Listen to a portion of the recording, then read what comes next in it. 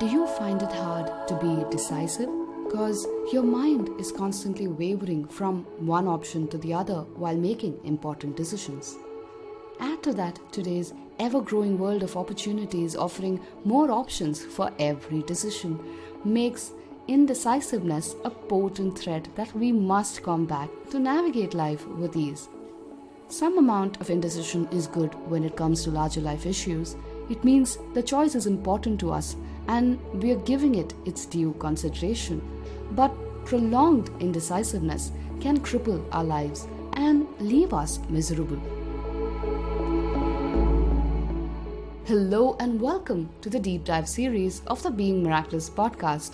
I'm your host and self-awareness coach Shweta Subramanian, here to help you ask the right questions when you're feeling indecisive. Let's understand why we are indecisive in the first place. The first and the most obvious reason is our overarching need for certainty. When we want to be 100% sure that our decision is accurate and there is no scope of error possible at all, we put tremendous pressure on ourselves to find the right answer, which we never want to regret.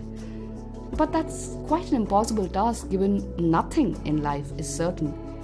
Additionally, one might be afraid of making the wrong decision or being perceived as imperfect.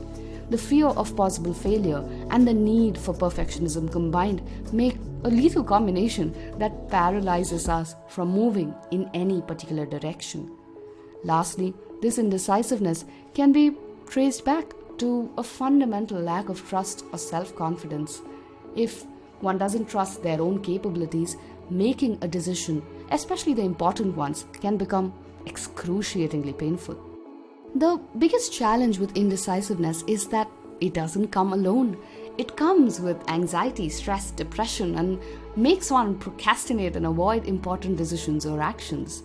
So, if you find yourself being indecisive more than necessary, here are some questions you can reflect upon.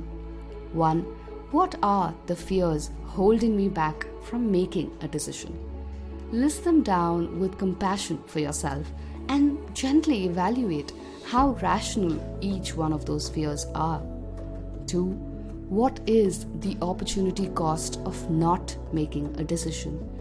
We believe we have all the time in the world, but for every decision we postpone, there is a price we pay, the lost opportunity of doing things early.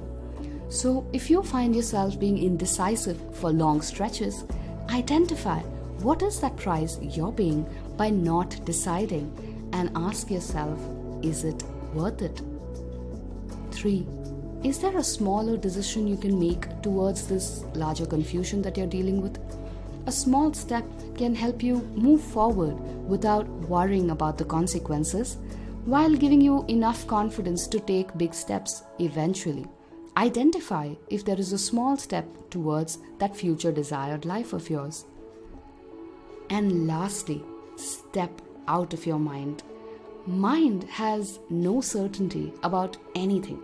Like how Osho says, mind is never decisive.